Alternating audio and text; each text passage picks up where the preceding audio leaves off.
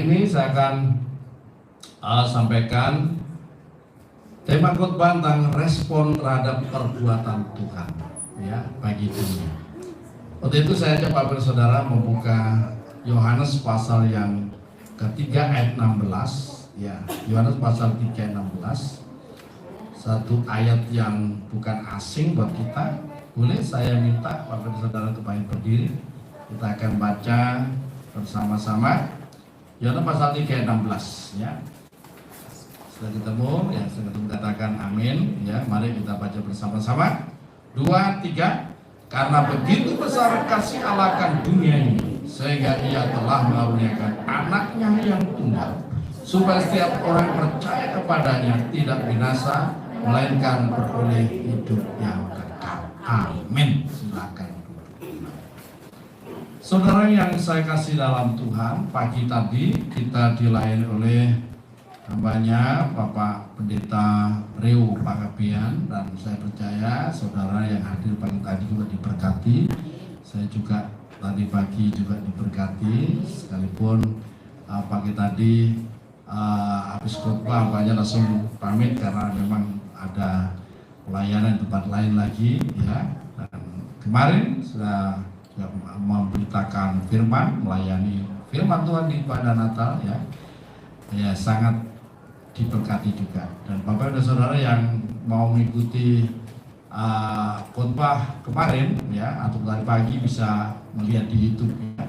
Maunya tidak saya siarkan, tadi saya pikir sayang, ya, momen yang baik ini supaya bisa diikuti lagi, ya, supaya menjadi berkat bagi banyak orang. Saudara, Natal adalah satu peristiwa yang luar biasa. Amin, Bapak Ibu. Ya, satu peristiwa yang sangat besar. Ya, apa besarnya? Selain daripada Sang Firman itu, ya, dilahirkan sebagai anak manusia. Ya, bukankah itu satu hal yang sangat spektakuler, ya, yang sangat besar, ya. Tetapi keajaiban Natal itu bicara mengenai kasih yang sangat besar. Ya, jangan lupa lagu yang tahun lalu, ya, saya tuliskan dan terima kasih sudah dinyanyikan oleh tim Paduan Suara Bukit Sion, yang mana tahun ini, ya, tidak dinyanyikan lagi karena mungkin sudah dinyanyikan tahun yang lalu, ya. Dan mungkin tahun-tahun yang akan datang bisa dinyanyikan kembali, ya, kasih yang sangat besar. Saudara Tuhan, Natal ini berbicara mengenai kasih Tuhan yang sangat besar, saudara, ya, kepada dunia. Kalau kita merenungkan kembali siapakah kita, ya, kita semuanya sudah tahu bahwa kita ini orang berdosa, ya, yang diturunkan oleh orang berdosa, ya, itu Adam dan Hawa, dan karenanya kita sebenarnya tidak ada harapan. Apalagi kita yang bukan bangsa pilihan asalnya, bukan dari keturunan Abraham, Ishak dan Yakub secara genetika, saudara. Sebenarnya kita semuanya tidak ada harapan, ya. Tetapi puji nama Tuhan, oleh karena kasih Allah yang sangat besar itu, maka kita semuanya bukan hanya telah diselamatkan, tetapi telah disatukan menjadi satu keluarga, ya, yaitu keluarga Allah. Dalam hal ini tidak ada lagi orang Yahudi atau orang mana saja, semuanya adalah keluarga daripada Allah. Kita semuanya bisa menyebut Tuhan itu ya Aba, ya Bapa, ya. Nah, saudara, Natal ini sekali lagi ini adalah satu perbuatan Allah yang sangat besar bagi bangsa ini, bagi seluruh dunia, ya. Dunia yang tidak mengenal Allah, tetapi Tuhan semata-mata karena kasih-Nya telah menggenapi rencananya yang dari awal sejak manusia jatuh dalam dosa, ya. Maka Tuhan merencanakan, ya, dalam Kejadian pasal yang ketiga 15 itu, keturunan perempuan ini akan meremukkan ular, kepala ular itu, ya. Jadi ini yang dinanti-nantikan, dan itu digenapi 2000 tahun yang lalu. Yesus lahir sebagai keturunan perempuan, ya, benar-benar keturunan perempuan, bukan keturunan laki-laki, saudara, ya. Dan ini menjadi peristiwa yang sangat besar. Dan mengapa dunia itu gegap gempita merayakan Natal? Karena memang ini satu fakta sejarah. Ya, Natal itu adalah satu fakta sejarah lahirnya Sang Firman yang dilahirkan menjadi anak manusia oleh perawan Maria di sebuah kota yang ada di Israel, yaitu kota Bethlehem, ya, di tengah malam, saudara. Nah, itu adalah fakta sejarah dan itu ada saksi-saksinya yang luar biasa. Bahkan kita semuanya tahu ini diberitakan oleh malaikat. Nah, itu nanti akan menjadi tema Natal kita pada Sabtu yang akan datang, saudara. Dalam Lukas pasal yang kedua 11 itu, bahwa yang lahir itu di malam Natal adalah Tuhan, anak daripada, yaitu Yesus Kristus Tuhan. Saudara, ya. Saya akan bacakan, terima kasih ya, Lukas pasal 2:11. Hari ini telah lahir bagimu juru selamat, yaitu Kristus Tuhan di kota Daud. Ya, yang lahir di malam Natal itu adalah Tuhan, Yesus Kristus Tuhan di kota Daud. Ya, Adonai, ya, itu lahir di kota Daud. Saudara Tuhan, memang kita memiliki 4 Injil, ya. 4 kitab Injil, Matius, Markus, Lukas, Yohanes, ya.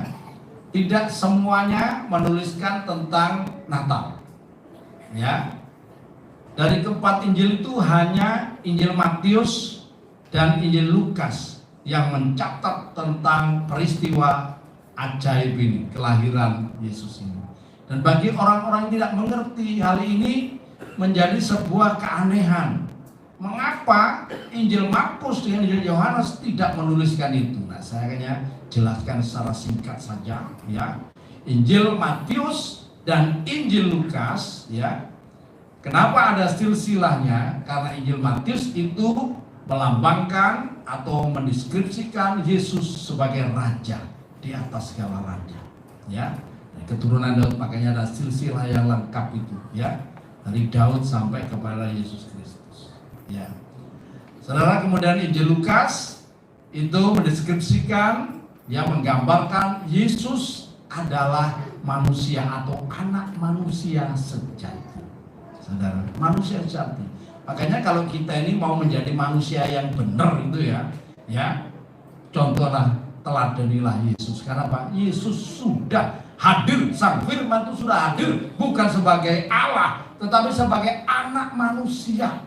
Bagaimana kita bisa hidup berkenan sebagai anak manusia? Ikutilah teladan Yesus, ya, karena Yesus adalah teladan yang sempurna, ya. Dan di situ ada silsilahnya. Tapi silsilah Yesus di Injil Matius dengan Injil Lukas itu berbeda. Kenapa berbeda? Apakah salah penulis Injil? Oh, tidak salah, saudara, ya, tidak ada yang salah. Jadi di Matius itu ditarik garis keturunan dari Daud sampai kepada, ya, sampai kepada Yusuf, ya, bapak-bapak yang melahirkan, yang menurunkan Yusuf, ya. Sekalipun Yesus itu secara biologis bukan anak daripada Yusuf, ya, tetapi ditarik garis keturunan karena Yesus harus disebut anak Daud, yaitu keturunan Daud. Nah, kemudian di Injil Lukas, saudara, Injil Lukas itu ditarik dari keturunan dari, ya, dari Abraham, Daud sampai kepada Maria sebenarnya itu, ya, yaitu jalur yang melahirkan Maria. Sama-sama, Maria itu juga adalah dari suku Yehuda, ya, keturunan daripada Raja Daud juga, tapi dari jalur yang berbeda. Saudara kasih dalam Tuhan, sedangkan Injil Markus, ya, mendeskripsikan Yesus sebagai hamba Tuhan, ya, seorang hamba atau doulos, ya. Dia tidak perlu, ya, diketahui silsilahnya, namanya hamba, ya. Jadi begitu tampil sudah dijelaskan situ atau dituliskan, Yesus langsung pelayanan begitu, ya. Tetapi dan kemudian Injil Yohanes tidak juga menuliskan silsilah, karena apa? Injil Yohanes mendeskripsikan Yesus sebagai anak Allah. Ya, anak Allah artinya Allah itu, saudara. Kalau anak manusia artinya ya manusia. Kalau anak kambing ya kambing.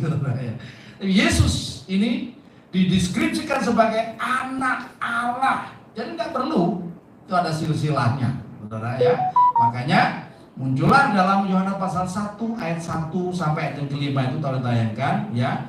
Pada mulanya adalah firman. Firman itu bersama-sama dengan Allah dan firman itu adalah Allah. Ya. Kemudian berikutnya ayat yang kedua, silakan ditampilkan. Ya, pada mulanya bersama-sama dengan Allah.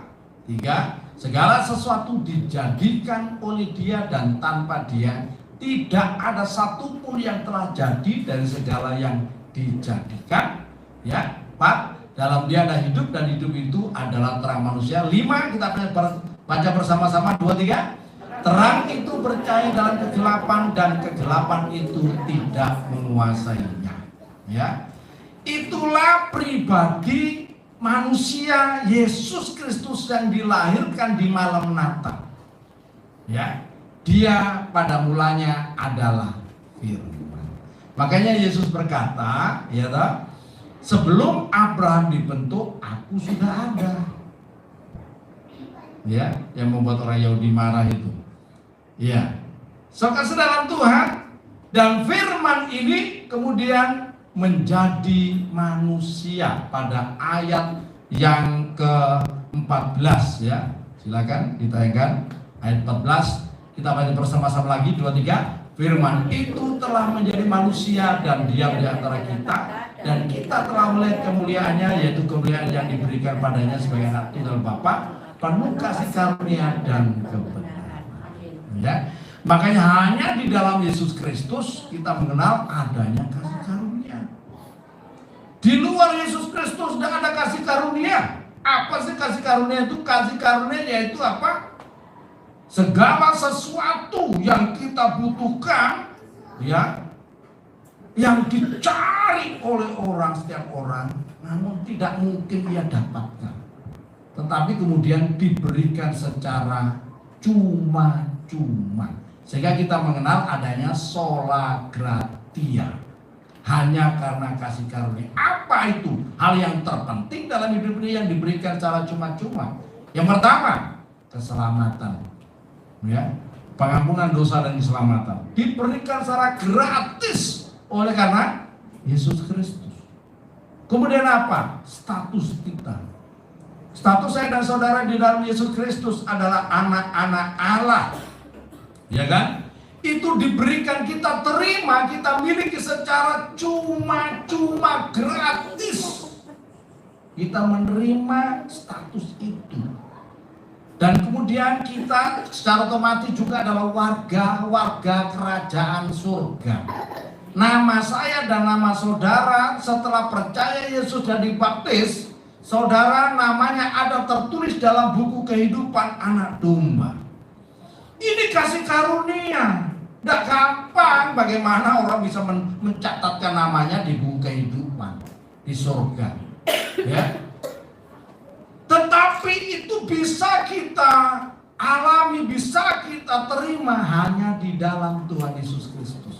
Dan di dalam Yesus Kristus kita ini melangkah dari kasih karunia kepada kasih karunia. Baik untuk perkara-perkara rohani maupun untuk perkara-perkara yang kita hadapi sehari-hari loh. Kita dibimbing oleh Tuhan dari kasih karunia kepada kasih karunia. Makanya saya berbicara tahun demi tahun itu adalah satu, ya, kita harus mencatat dan mengingatnya sebagai tahun perbuatan Tuhan yang ajaib untuk kehidupan kita. Saudara, kita ini bisa bergerak, bernapas semuanya karena kemurahan Tuhan. Apalagi kita mengalami pertolongan-pertolongan Tuhan yang ajaib, sekalipun Bapak dan Saudara menghadapi banyak tantangan dalam hidup ini. Di tahun 2023 saya percaya banyak ya. Ada tantangan Eli pasti banyak tantangan ya. Ya, tapi puji Tuhan loh, bisa melewati semuanya itu ya, dan semuanya juga begitu, bisa melewati. Karena apa? Ada penyertaan Tuhan, ada kasih karunia Tuhan di dalamnya. Saudara mungkin Pak Gembala ini ya enak aja ngomong, tidak mengalami sendiri. Loh, kami juga mengalami, saudara ya.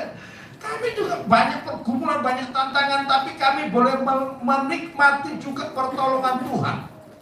Kami dipimpin dari kasih karunia kepada kasih karunia. Soal kebutuhan sehari-hari aja itu Tuhan luar biasa menolong. Nah, kapan saya cerita sedikit ya. Kapan itu saya kunjungan ke rumah jemaat ya. Nah, saya parkir di samping rumahnya ya, tanah kosong. Kemudian posisi ban mobil saya itu menceng. Ayo tak biarkan aja lah, saya lihat seneng ada jemaat punya rumah baru. Aduh, seneng saya, saudara. Ya, sekali waktu nanti saya akan berkunjung ke rumah saudara yang belum punya rumah hari ini. Sekali waktu saya akan kunjungi saudara punya rumah. Ya, dan itu kasih karunia loh.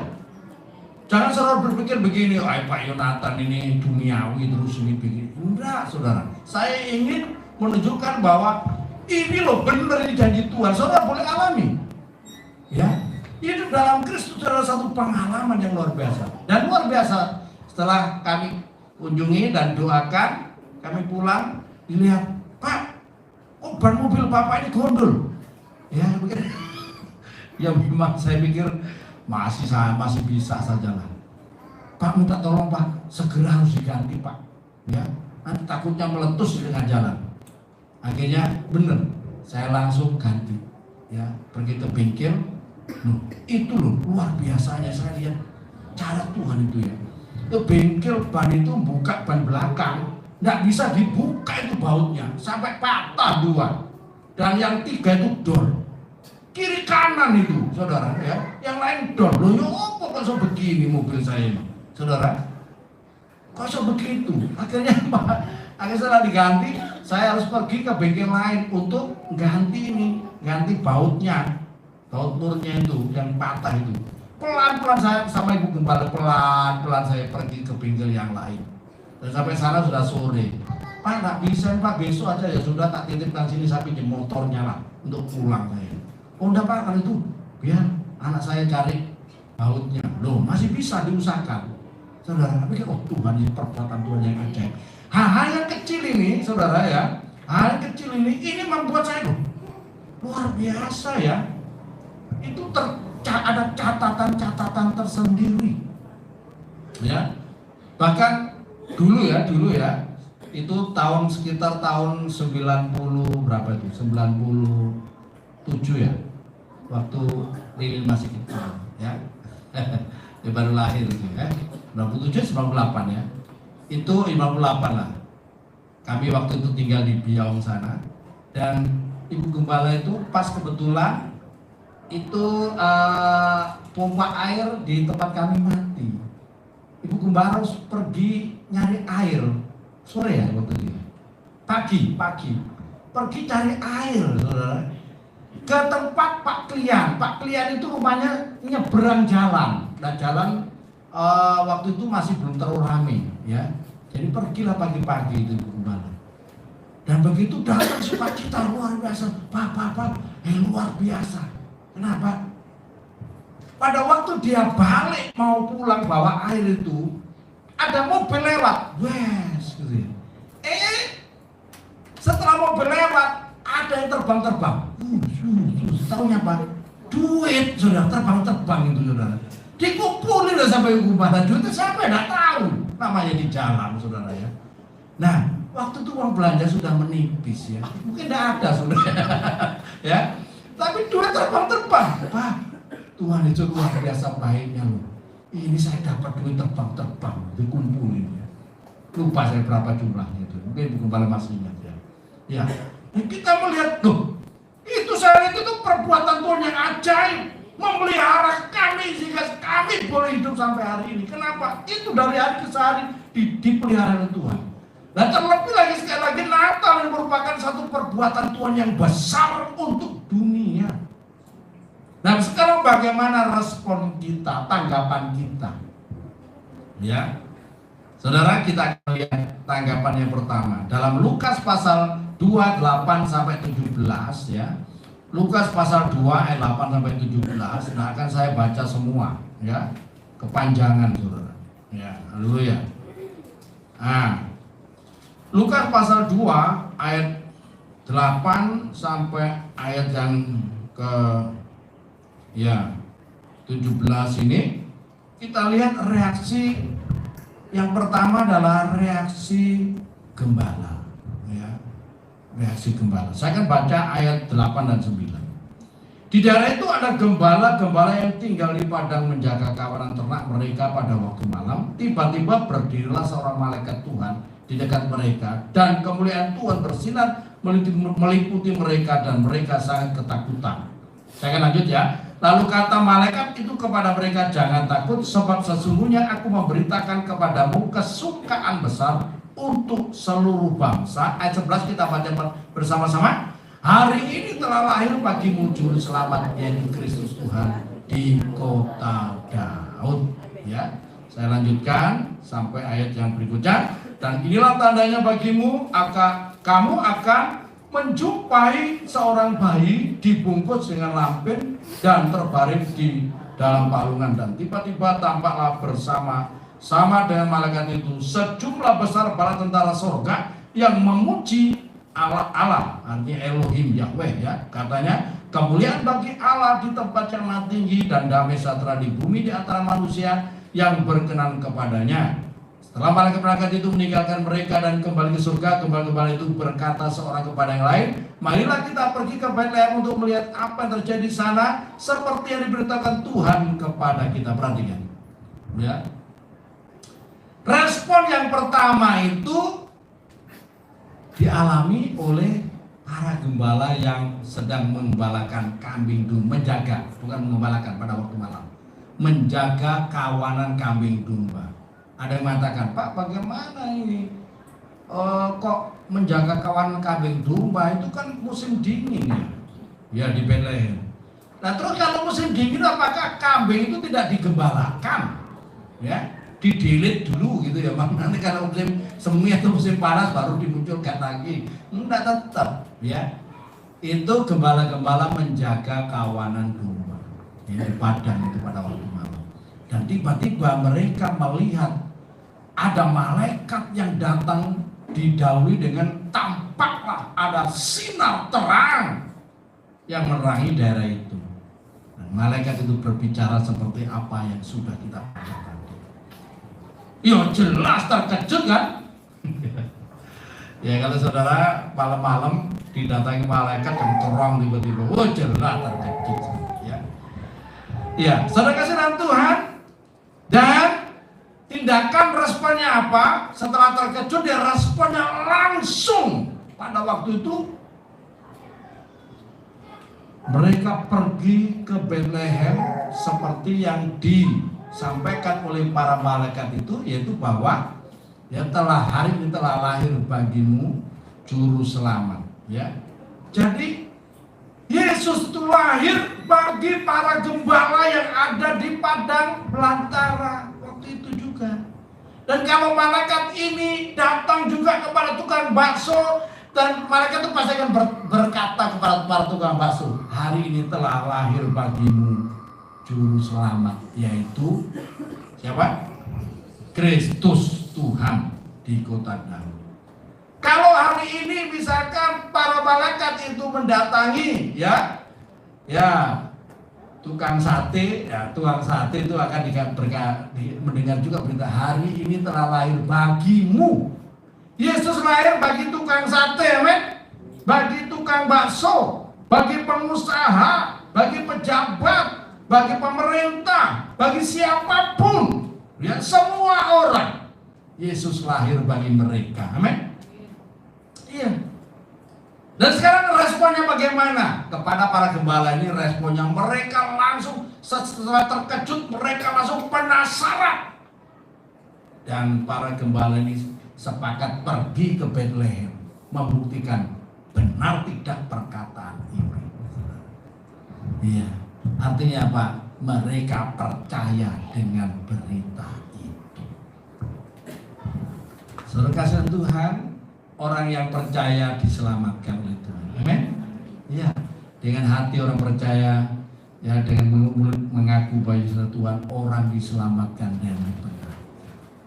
Maka sukacita itu semakin besar bukan hanya ketika dia melihat malaikat, tetapi melihat fakta bahwa Natal adalah satu perbuatan Tuhan yang ajaib yang terjadi untuk saya dan untuk semua orang, siapapun saudara, ya, kerja apapun, status sosial apapun, ya, Natal itu adalah bagi saudara semua. Ini responnya bagaimana? Ya. Kemudian berikutnya, saudara, ya, Lukas 2 ayat yang ke-18, ayat 18 saya akan baca. Ya. Dan semua orang yang mendengarnya heran tentang apa yang dikatakan gembala-gembala itu kepada mereka. Kemudian para gembala ini bukan hanya melihat, ya, fakta bahwa ada seorang perempuan muda melahirkan seorang bayi di palungan, di sebuah palungan di kandang domba Bethlehem. Saudara, tepat seperti yang disampaikan oleh malaikat itu. Kemudian saking senangnya dia pergi kepada orang-orang yang ada pada malam itu, yang mereka jumpai. Tentu kepada mungkin para gembala yang lain atau kepada, ya, orang-orang di perkampungan itu diberitakan bahwa ini telah lahir bagi kita. Nah, sebutannya sekarang kita, bagi semua orang, ya, lebih luas lagi jangkauannya, ya, bagi kita, yaitu Kristus Tuhan di kota Daud. Kemudian apa respon orang-orang yang mendengar berita dari para gembala ini? Mereka heran. Nah, terkejut tapi heran. Nah, di dunia ini banyak orang heran melihat orang Kristen merayakan Natal. Amin.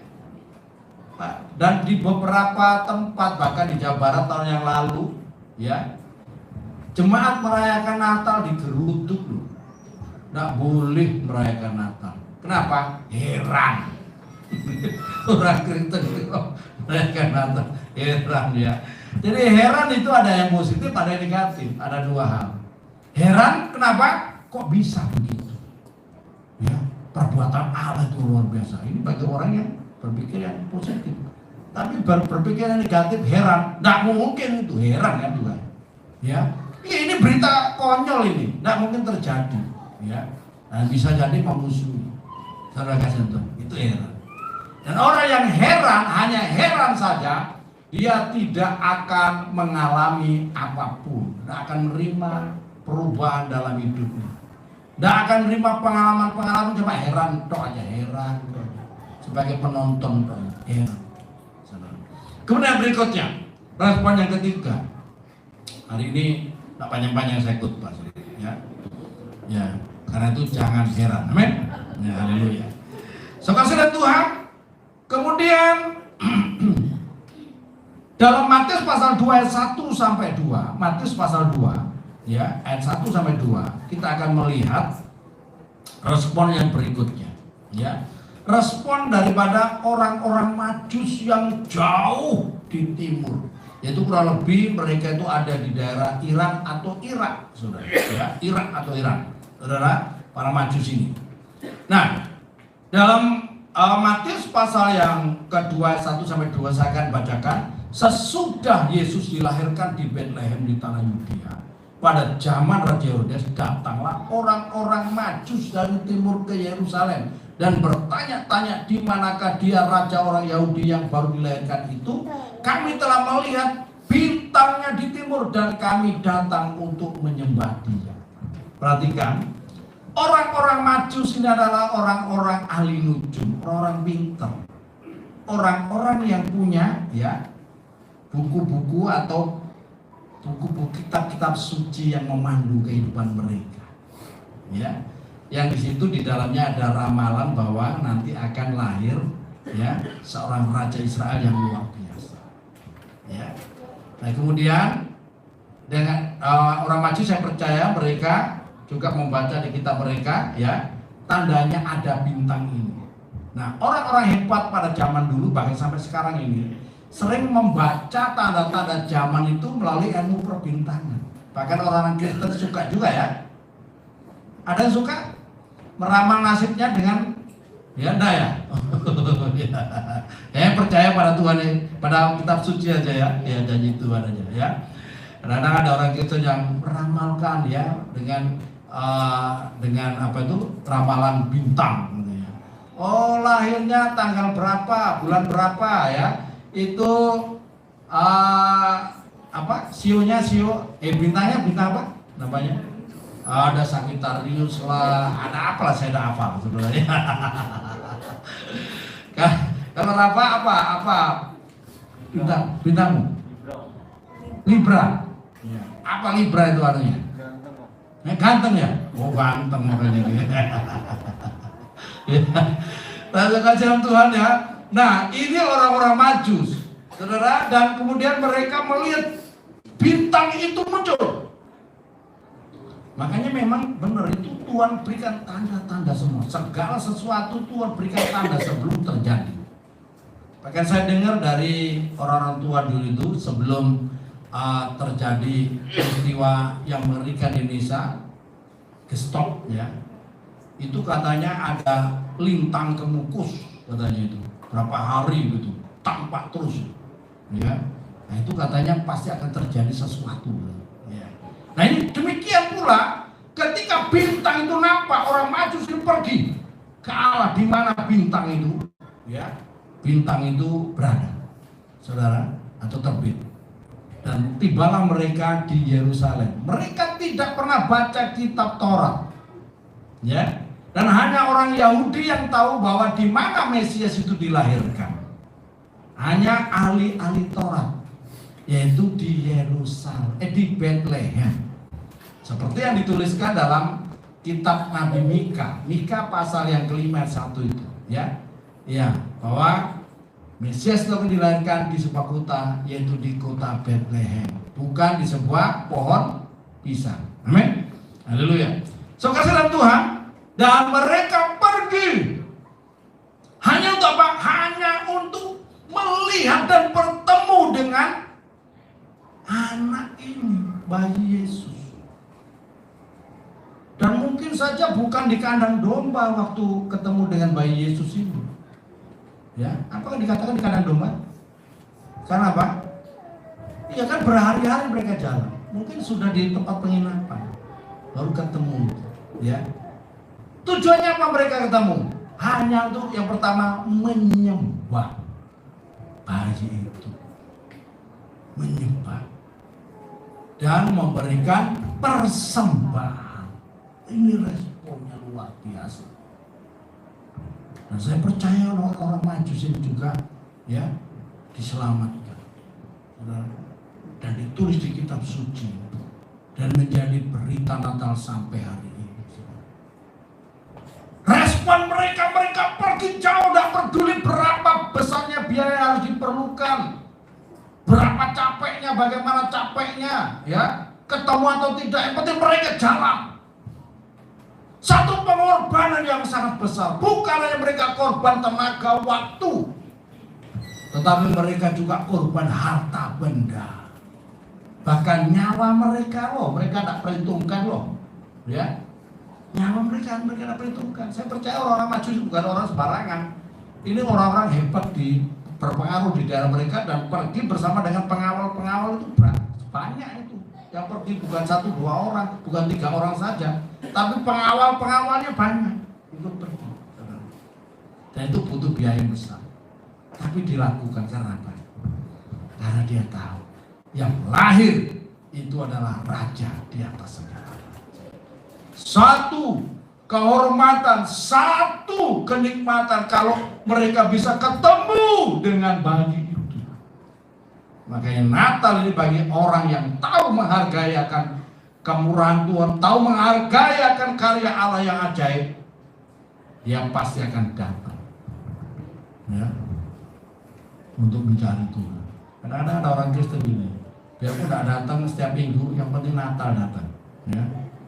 Amin. Ya Natal atau Paskah ya.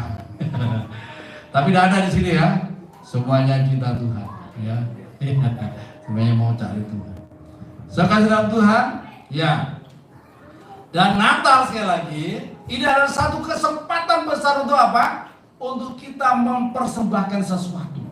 Makanya kenapa sih lah? Tadi pagi sudah diumumkan oleh bendahara panitia Natal. Ya, jadi kita budget Natal tahun ini hanya 35 juta, saudara. Tapi puji Tuhan, ya, dari panitia saja sudah terkumpul 34 ya. Janji iman terkumpul 34 juta, saudara. Dan sudah lunas semua ya. Hari ini sudah tertutup semuanya. Ya, yang terakhir maaf Pak Bambang, ya. Jadi hari tadi baru dikasihkan. 34 juta. Ya, dari panitia saja. Kemudian dari jemaat, saudara, terkumpul ada hampir 4 juta ya. Hampir 4 juta. Ya. Jadi sudah terkumpul berarti 30 hampir 38. Ya. 38 juta. Saudara, itu belum dari kas hari raya loh. Maunya tadi kas hari raya tidak dikeluarkan karena sudah lebih. Ya, ya. Tapi karena pengurus dengan panitia ngomong-ngomong, Pak, kita perlu ganti AC yang depan. Itu AC itu cuma yang di atas pintu itu hanya angin tok yang keluar. Nggak ada dinginnya. Karena apa? Blowernya rusak. Ya, mau diganti 2,5 juta. Pikir, ngapain? Ganti nanti itu berikan yang second juga riskan. Akhirnya, wes nanti itu dari kas hari raya keluarkan aja untuk ganti AC. Bagus saya pikir, ya.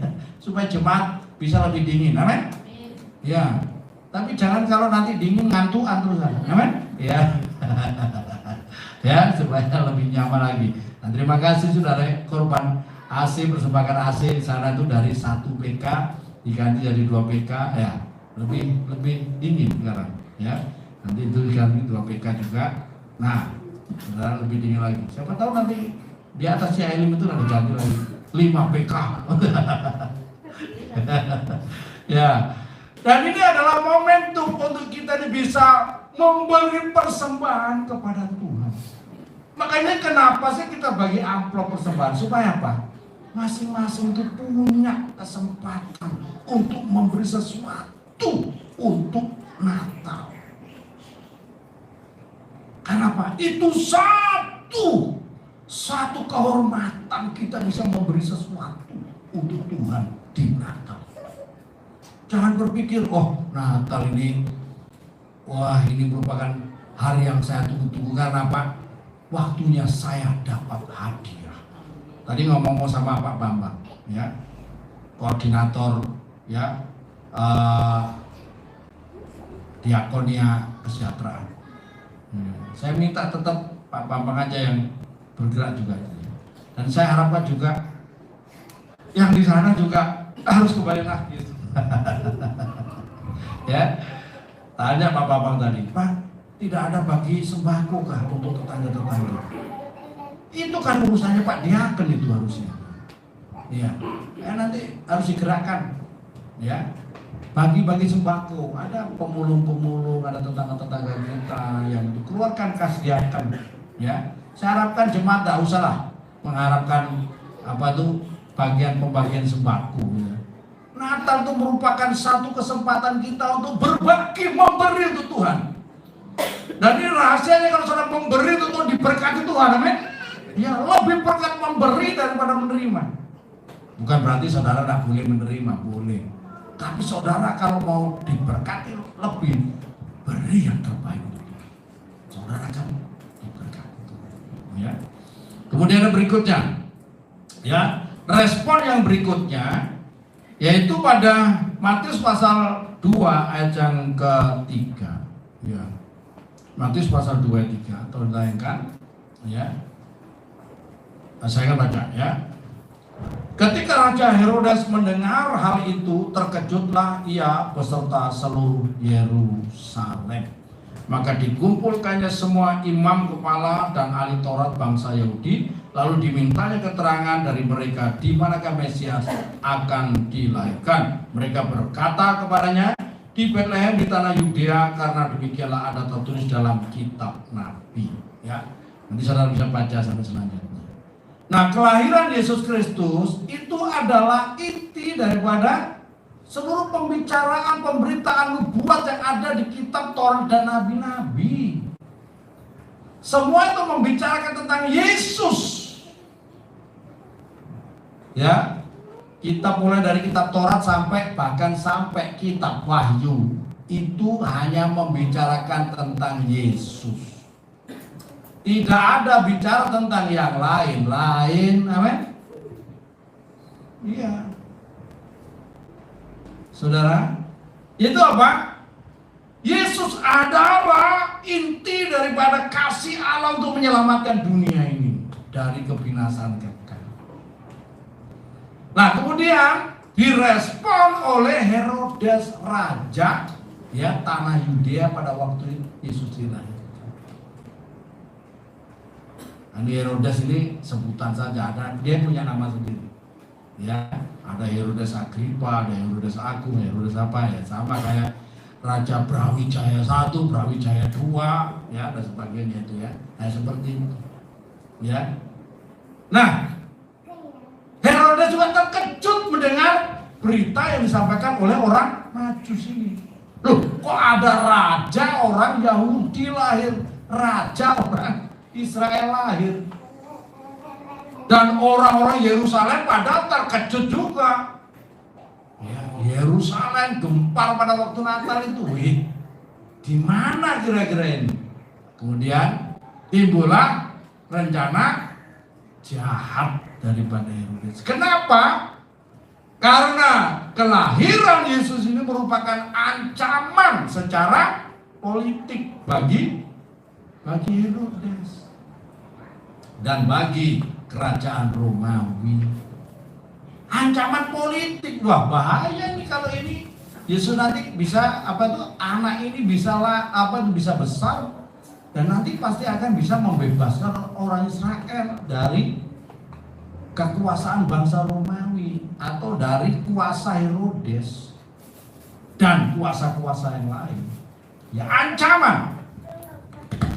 Kenapa orang tidak mau terima Yesus? Karena apa? Alasan politik, takut kehilangan jabatan dan sebagainya. Gitu. Ini banyak orang tidak mau terima Yesus karena itu. Kemudian yang berikutnya, alasan berikutnya mengapa mereka terkejut? Ya, karena mereka takut ada saingan agama baru. Orang Yahudi meyakini bahwa agama mereka lah yang paling benar. Oke lah, silakan itu kan. Tapi mereka lupa bahwa di kitab mereka menubuatkan tentang lahirnya juru selamat yang akan menjadi juru selamat umat manusia. Mereka terlalu nyaman dengan agama mereka dan tidak mau percaya Yesus yang adalah juru selamat, yang adalah Tuhan yang lahir sebagai anak manusia. Terlalu nyaman dengan agama dan agamanya. Ya, saya sampaikan semua agama baik, tetapi agama tidak bisa memberikan jaminan keselamatan. Ya, orang mau melakukan tuntutan agama syariah agamanya dengan cara apapun, nah mungkin bisa. Karena apa? Ya, tuntutan agama syariah agama bersifat rohani, sedangkan manusia bersifat jasmani. Tidak nutup, tidak mungkin kita bisa memenuhi tuntutan hukum Taurat, tidak mungkin. Dari 10 hukum saja itu, ya, orang bisa melakukan 90% atau 99% lah. Tapi melanggar 1% itu sudah dinyatakan bersalah kepada seluruhnya. Batal, gagal, tidak ada guna yang 99%. Ya. Karena apa? Karena kesalahan 1% itu. Artinya apa? Tidak mungkin kita ini bisa sempurna diselamatkan, memberikan kepastian tentang keselamatan dengan melakukan tuntutan agama. Makanya Tuhan mengirimkan anaknya yang tunggal ini karena begitu besar kasihnya supaya apa? Kita yang percaya kepadanya tidak binasa melainkan beroleh hidup yang kekal. Nah, kita diselamatkan bukan karena melakukan tuntutan hukum, tetapi karena percaya bahwa Allah sudah menggenapi seluruh tuntutan hukum itu di dalam diri manusia Yesus Kristus. Dituntuti sempurna, digenapi sempurna. Maka Yesus ketika disalibkan, Yesus berkata, sudah selesai. Selesai semuanya. Tuntutan hukum yang berkaitan dengan pengampunan dosa, pembebasan kita dari kutuk dan maut, selesai. Makanya orang di dalam Yesus Kristus, dosamu merah seperti kirmisi, dosamu sampai sundul langit. Kalau engkau tetap percaya kepada Tuhan Yesus bahwa Yesus sudah menanggung semua, membayar semua dosamu itu, engkau merdeka. Jangan hidup dengan masa lalu, hiduplah dengan masa depan. Amin. Tidak ada seorang pun tidak pernah berdosa, semua orang berdosa. Bahkan yang bercoba-coba di sini pun dulunya juga banyak dosa. Amin. Banyak dosa. Tidak ada manusia yang tidak berdosa, semua orang berdosa. Ya, saudara, dan melalui Yesus Kristus kita menerima kasih karunia, yaitu pembenaran dan keselamatan yang sempurna. Karena itu jangan takut kita. Yesus lahir itu menjadi saingan agama, saingan begini. Jangan takut. Yesus lahir tidak mendirikan agama, amin. Yesus itu datang tidak, aku ini Tuhan, sembahlah aku. Kalau tidak nyembah aku, awas kamu, ancam-ancam. Itu tidak demikian. Tapi Allah yang benar itu datang untuk menyelamatkan dan memberikan jaminan kepada kita hidup yang kekal. Itu Allah yang benar. Tidak minta-minta disembah, saudara. Ya, kalau kita menyembah Tuhan, ya karena memang kita tahu itu Tuhan dan kita menerima segala kebaikannya, bahkan kita hidup ini karena semata-mata karena kebaikan Tuhan. Ya layaklah Tuhan kita sembah, ya harus kita sembah, gitu. Tapi kita tidak perlu, Tuhan tidak perlu masa-masa, harus sembahku, harus sembahku. Yang minta begitu bukan Tuhan tapi setan, amen? Iya, coba lihat Matius pasal yang keempat itu. Itu yang minta-minta disembah itu setan. Saudara, Matius pasal yang keempat, ya, ayat yang ke-8 sampai berikutnya saya bacakan. Dan iblis membawanya pula ke atas gunung yang sangat tinggi dan memperlihatkan kepadanya semua kerajaan dunia dengan kemegahannya, dan berkata kepadanya, semua itu akan kuberikan kepadamu jika engkau sujud menyembah aku. Ini setan, iblis, bukan iblis. Amin. Ya, bukan Om Tan dan iblis, tapi iblis dan setan. Ini. Ya. Ya. Jadi setan itu memang punya keinginan besar untuk disembah. Bahkan Tuhan disuruh nyembah dia. Nanti tidak usah kamu mati salib, tak kasih semuanya. Enak aja. Oke, ya. Dan terakhir, saudara mungkin berkata, dari tadi tidak terakhir, ya, terakhir.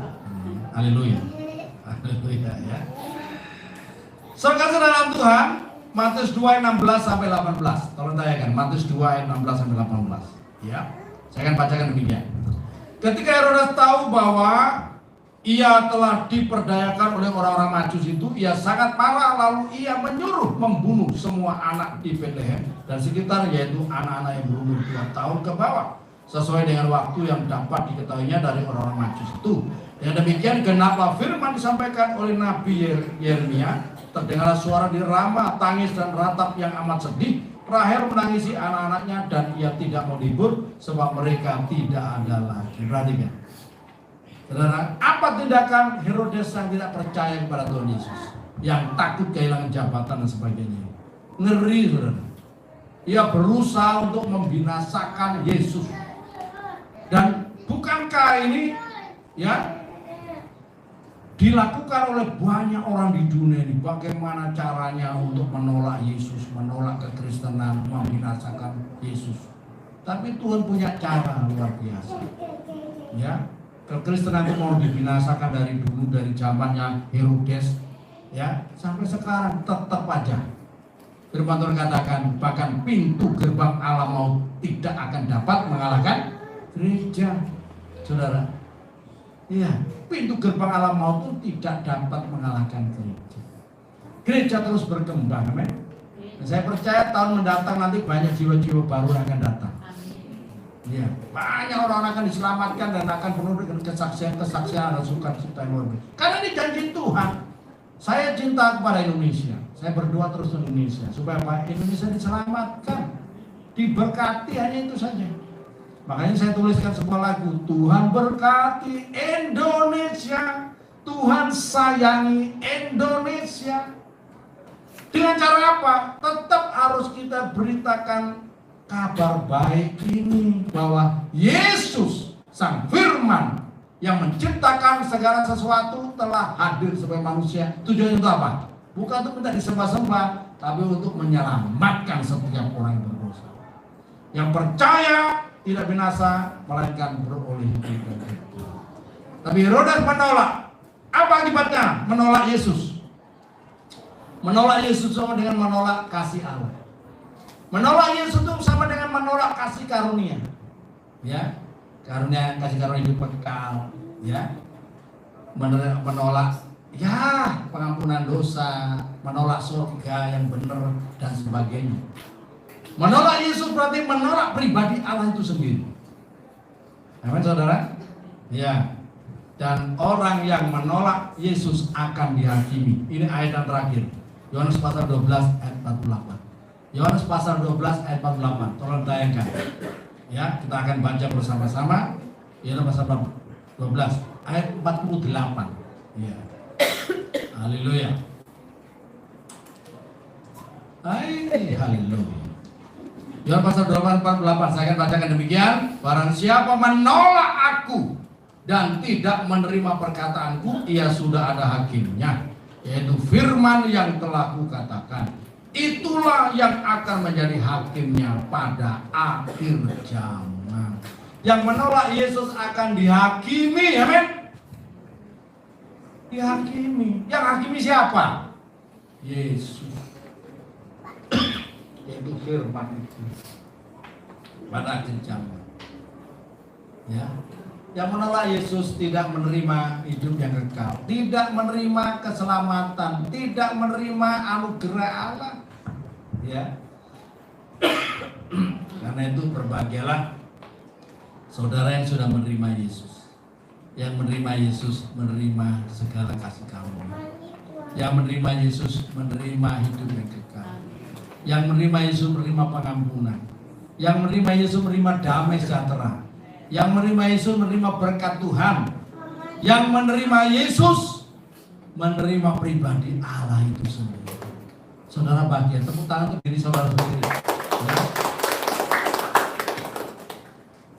Nah, karena itu Bela Natal menjadi momen yang membahagiakan kita semua. Dan marilah kita juga seperti para gembala, pergi memberitakan kepada orang-orang. Terserah respon mereka bagaimana, tidak penting. Yang penting berita ini harus sampai. Kita diberitakan bukan jadi kalau seluruh dunia ini menjadi orang Kristen, tidak ada. Jadi murid, ya, beritakan Injil pada segala makhluk. Yang percaya, ya, diselamatkan. Yang tidak percaya akan hidup. Tuhan Yesus memberkati.